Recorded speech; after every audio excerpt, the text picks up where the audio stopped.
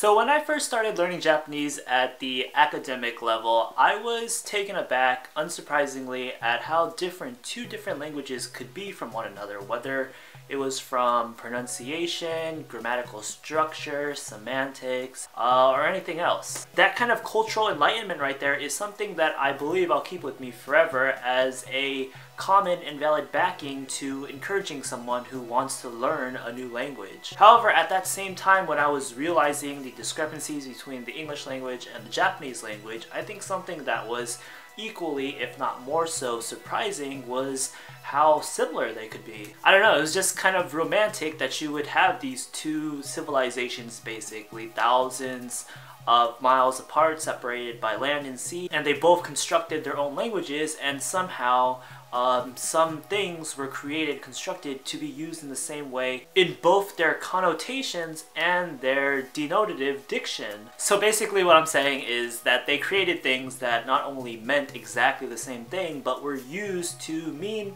the same thing, imply the same kind of meaning. And I'm not saying that this was like some kind of life-changing moment where I decided that I would want to be a translator or interpreter for the Japanese language to English or anything like that. It was just a feel-good discovery for a young scholar, basically. And so while not exactly career-defining, I think that it at least merits a video on a YouTube channel. So what we're going to do in this little mini video series is we are going to analyze, break down, whatever you want to call it, direct translations between the English and the Japanese language. So these will just be phrases or terms that mean exactly the same way that they mean in both English and Japanese, and they're pretty much used the same way too, emotionally speaking. You'll say it when you want to imply this or suggest this or do this.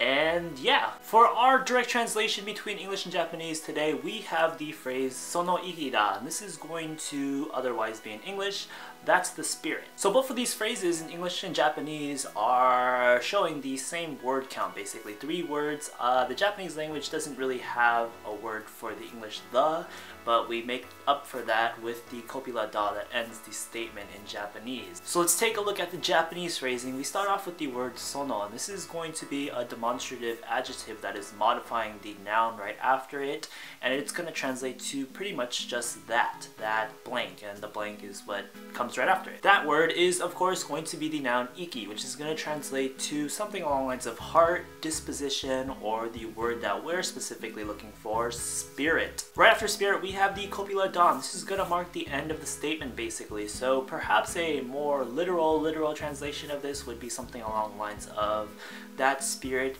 is it. The phrasing is kind of weird there, so of course we'll just naturalize that to the common English saying that's the spirit. Regardless, the demonstrative adjective that is working the same way as the English that, and then the iki is being the same as the spirit, so these two things are conveying the same emotionality of that's the spirit, something you would say when someone has shown the right kind of attitude towards something and you want to encourage that further. So with that, we now have sono iki da, the Japanese phrase that means that's the spirit, added to our arsenal of vocabulary, so don't forget to say that next time somebody you're talking to is giving off some good vibes.